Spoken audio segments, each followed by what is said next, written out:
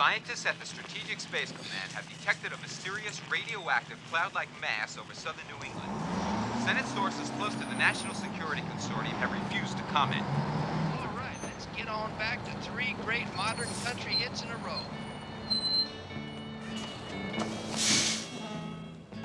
Sidney. Buckaroo. How's the patient?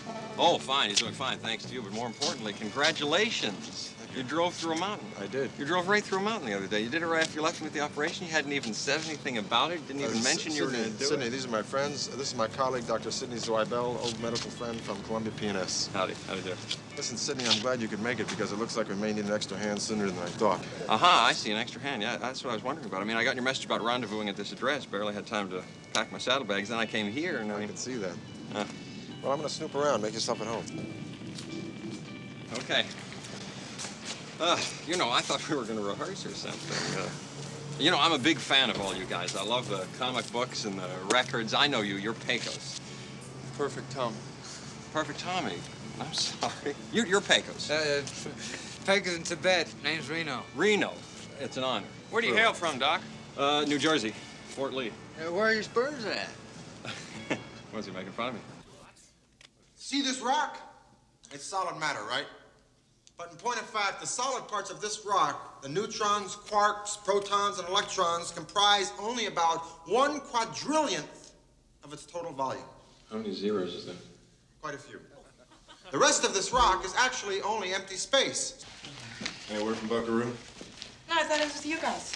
No, it's not. Dr. Zweibel, Penny Pretty, Mrs. Johnson. Nice to meet you. Good The to fellas meet you. call me New Jersey. Okay. They didn't come here on a nonstop flight. They blasted through the 8th dimension in 1938 over in Grover's Mill, where there was a huge electrical dimensional accident, some giant explosion, and they hypnotized Orson Welles into covering it up. So first he says there's an invasion from Mars, but then he says, no, it's just a radio show hoax. Get it?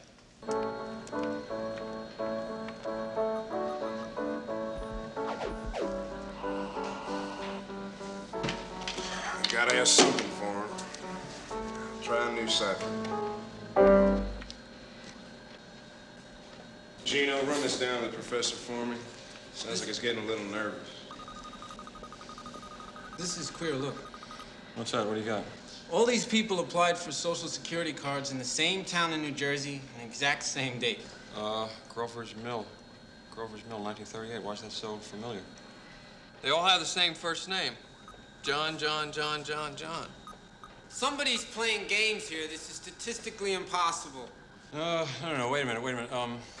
November 1, October, 30 days have September, April, June, November, when short February is done. All the rest have 31, October 31st. Halloween.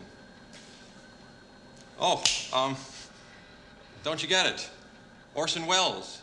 You mean the guy from the old wine commercials?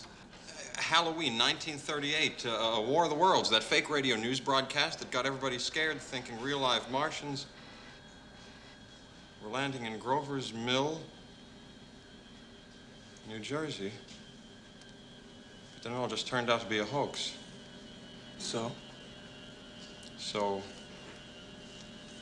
maybe it wasn't a hoax. Or, I mean, maybe it isn't a hoax. These breathing devices Akita-san has cooked up will enable you to see these beings as they really are, as I've been seeing them since yesterday, as electroids. And to our eyes, they're not very pretty. Nothing personal, John Parker.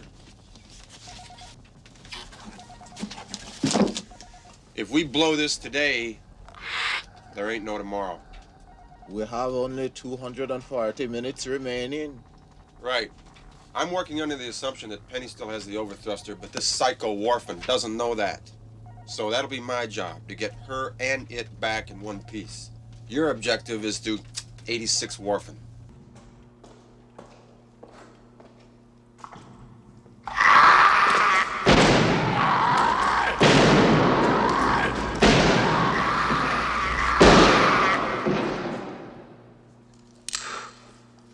There is little time.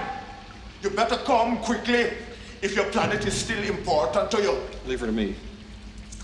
You take care of business. Thanks.